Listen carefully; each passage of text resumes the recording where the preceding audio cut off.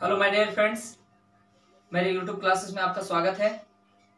पिछले क्लास में हम लोगों ने पार्टिसिपल कंप्लीट किया। आज हम लोग पार्टिसिपल से रिलेटेड कुछ क्वेश्चंस को सॉल्व करेंगे। जो भी पार्टिसिपल में हमने पढ़ा है, चाहे वो प्रेजेंट पार्टिसिपल हो, पास्ट पार्टिसिपल हो या परफेक्ट पार्टिसिपल हो, उससे रिलेटेड हम लोग क्वेश्चंस को सॉल्व करेंगे। ठीक है, ध्यान दीजिए। सबसे पहले वाले क्वेश्चन को देखिए।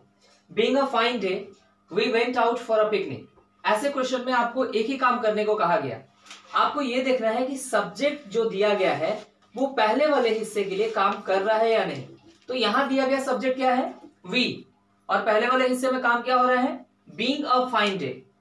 तो वी पहले वाले हिस्से के लिए काम नहीं करेगा क्योंकि वी फाइन डे नहीं हो सकता है।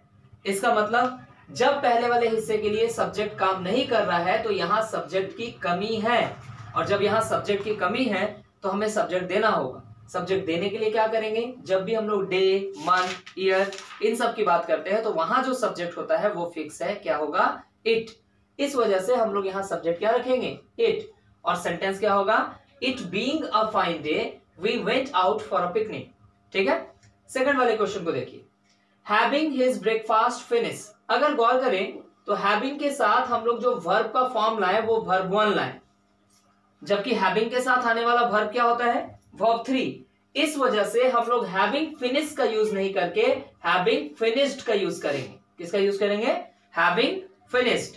तो सेंटेंस हो गया having his breakfast finished he rushed quickly to the station. ठीक है। थर्ड वाले सेंटेंस को देखिए। He being the best student in the class. देखिए, he being the best student in the class, इस वाले सेंटेंस को एक सब्जेक्ट दिया गया ही, और आगे सेंटेंस कहा गया Gopal was chosen to participate in the competition. अगर गौर कीजिए तो दिया गया सब्जेक्ट गोपाल है। गोपाल को सेलेक्ट किया जा रहा है कंपटीशन में पार्टिसिपेट करने के लिए। क्यों? क्योंकि गोपाल जो है वो बेस्ट स्टूडेंट है। आखिर जो दिया गया सब्जेक्ट है वो पहले वाले हिस्से के लिए भी सब्जेक्ट का काम कर रहा है। तो जब पहले वाले हिस्से के लिए सब्जेक्ट का काम कर रहा है तो अननेसेसरी हम लोग यहाँ एक सब्जेक्ट को ऐड नहीं कर सकते हैं। इस वजह से इस बार एरर यहां हुआ क्या कि हम लोग ही को यहां से हटाएंगे। ही की हमें आवश्यकता नहीं है। ही की हमें आवश्यकता नहीं है। 4 वाले सेंटेंस में आइए। Being a very hot day I remained indoors. सबसे पहले इसमें जो सब्जेक्ट दिया गया वो सब्जेक्ट क्या है? आई। अब आई को हम लोगों को चेक करना है वो पहले वाले हिस्से के लिए काम कर रहा है या नहीं। तो पहले हिस्से में कहा जा रहा है being a very hot day, तो आई हॉट डे होने की बात कर ही नहीं सकता है। इसका मतलब सब्जेक्ट काम नहीं कर रहा है, और जब सब्जेक्ट काम नहीं कर रहा है तो पहले वाले हिस्से में हमें सब्जेक्ट देना होगा। तो सब्जेक्ट देने के लिए यहां पे एरर शो करेंगे, और सब्जेक्ट क्या देंगे? तो हॉट डे वगैरह के लिए भी हम लोग कौन सा सब्जेक्ट लाएंगे? इट। तो सेंटेंस हो जाएगा it being a very hot day I remain indoors. ठीक है। नेक्स्ट क्वेश्चन में आइए। क्वेश्चन नंबर 5 में finishing my lunch I started working on the problem.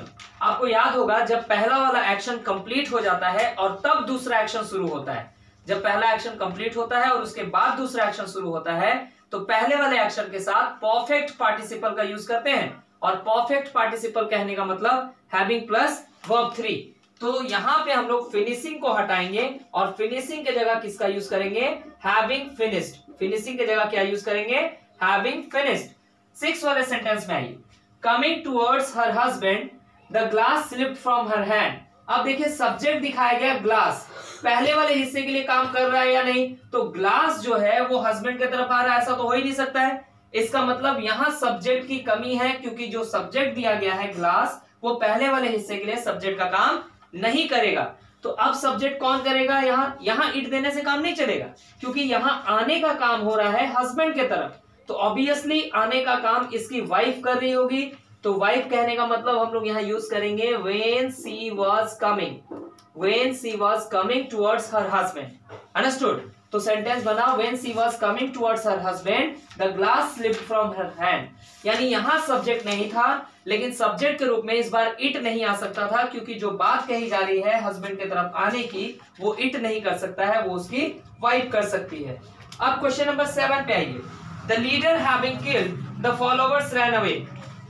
आपको सब्जेक्ट दिखाया गया लीडर, और काम दिखाया जा रहा है लीडर को मारने का। तो सब्जेक्ट काम नहीं ना कर रहा है, यानी लीडर ही अपने आप को मारने का काम नहीं कर रहा है। तो जब सब्जेक्ट काम नहीं कर रहा है then the sentence is passive, और पैसिव सेंटेंस में हमें हैविंग प्लस B3 नहीं चाहिए। क्या चाहिए? Having been V3, having been V3।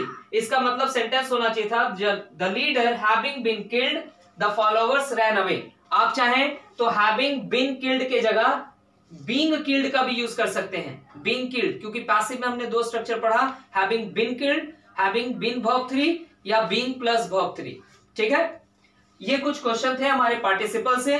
आज के लिए इतना ही, अगले क्लास में मिलेंगे कुछ नए पॉइंट्स के साथ।